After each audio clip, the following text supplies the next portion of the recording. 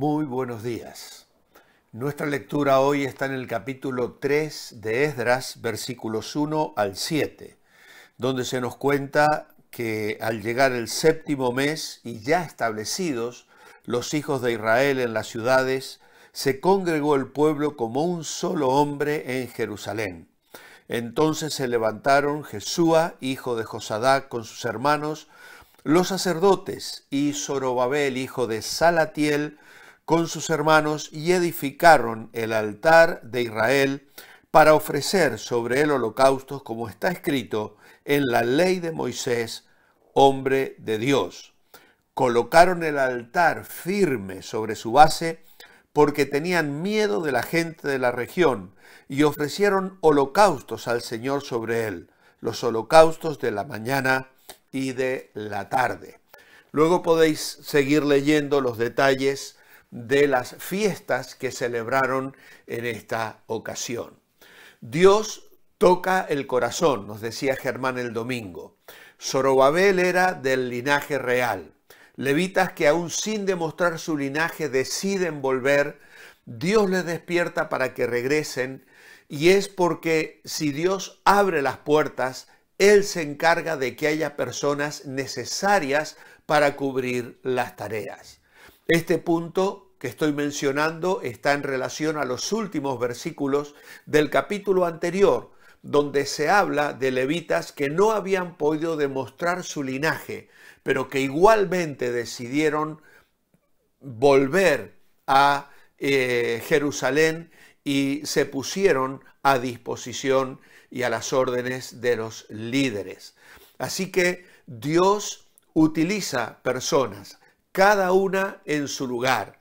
Dios abre las puertas para llevar adelante un proyecto y Él levanta las personas necesarias para cubrir las tareas. Pero también el tema de la genealogía del capítulo anterior nos recuerda otra preciosa verdad. Dios no olvida a las personas. Las genealogías están allí porque Dios no se salta a las personas. Él las valora. Lo que hacemos para Dios está grabado a fuego en el corazón de Dios. Todos somos fundamentales y todos somos necesarios para que la obra de Dios vaya adelante. Todo el cuerpo trabaja como una unidad para la buena salud, de acuerdo a la imagen que Pablo nos da de la iglesia en Primera a los Corintios. Ahora, en nuestro comentario de hoy vamos a destacar algunos puntos que no están tan claramente señalados porque el espacio del devocional no lo permite. En primer lugar, unidos para buscar a Dios. Unidos para buscar a Dios en primer lugar. Una cosa tenían muy clara aquellos que regresaron del cautiverio, y esta era dar a Dios el sitio prioritario. ¿Por qué se comenzó primero el templo del Señor antes que las murallas de la ciudad? El templo era usado con propósitos espirituales, las murallas con propósitos militares y políticos.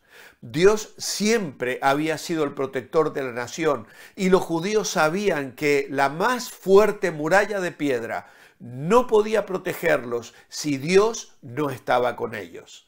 Sabían que poner su vida espiritual en orden era una prioridad mucho más alta que asegurar la defensa nacional.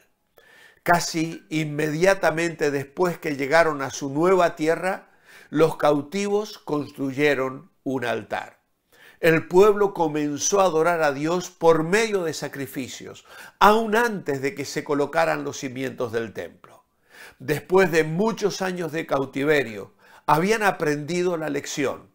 Ahora sabían que Dios no ofrece protección especial a la gente que lo ignora. Y en este sentido, quiero hacer un llamamiento en esta mañana sobre un tema que alguna vez he compartido. Pero cuando nos llegan pedidos de oración a la iglesia por personas no creyentes que están enfrentando enfermedades como un cáncer, fulanito de tal es mi vecino y le han descubierto un cáncer, pastor, le he dicho que vamos a orar por ella. Está bien orar por ella, pero yo me pregunto, ¿esa persona reconoce su necesidad espiritual o simplemente está pidiendo sanidad física? Y si supera ese cáncer, ¿va a entender que Dios la ha curado? ¿O va a estar pensando que fueron los médicos? ¿O incluso algún curandero o alguien que le echó las cartas o alguna cosa? Porque mucha gente busca también en eso solución a sus problemas. Por lo tanto, yo antes que orar por el cáncer de la amiga de mi hermana, prefiero orar por la salvación de su alma y asegurarme que esa persona que está presentando la necesidad le ha explicado el Evangelio para que entienda y confíe en Cristo. Así que tengamos esto presente, porque hay gente que espera que la iglesia ore, pero en sus corazones no hay el más mínimo interés de tener una relación especial con Dios. Ahora, ellos habían sido llevados cautivos por los babilonios, Dios lo había permitido, y cuando ellos eran relativamente fuertes como nación. Aquí eran pocos, eran débiles y estaban rodeados de enemigos. Si alguna vez necesitaron confiar en el poder de Dios, ahora era el momento. Se dieron cuenta de la importancia de obedecer a Dios con sinceridad y no por mero hábito. Si queremos la ayuda de Dios, cuando emprendemos grandes tareas, debemos revisar primero si nuestra relación con Dios está firmemente establecida. Ahora, un segundo punto en mi devocional tiene que ver con estar unidos para obedecer a Dios. En este caso, dice para obedecer la ley de Moisés, hombre de Dios. El mes séptimo era el más festivo del calendario judío, con las fiestas de las trompetas, el año nuevo en el calendario civil. El 10º día de ese mes era el gran día de la expiación, donde se ofrecían los sacrificios por los pecados del pueblo, y el único día del año en que el sumo sacerdote entraba al lugar santísimo.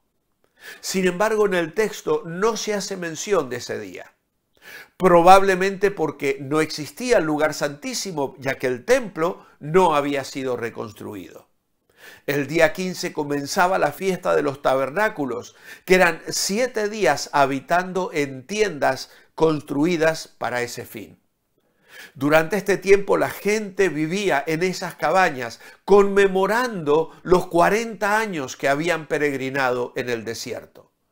Este día de fiesta también era una festividad de la cosecha del otoño, y en esa fiesta se debían ofrecer los sacrificios más elaborados del año. En Números 29, Moisés escribió los reglamentos para los sacrificios que se debían hacer en esas fiestas. En Números 28 se describen los sacrificios regulares de cada día, los de la luna nueva que marcaban el comienzo de cada mes y los sacrificios de las otras fiestas del año. En Levítico 23 encontramos también más información acerca de estas fiestas.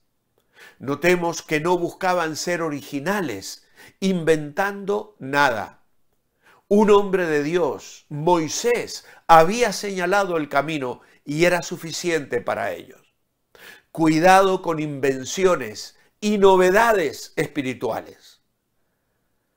Cuidado cuando nos dejamos arrastrar por ideas nuevas que algún pastor iluminado ha propuesto y que parece tener un éxito extraordinario.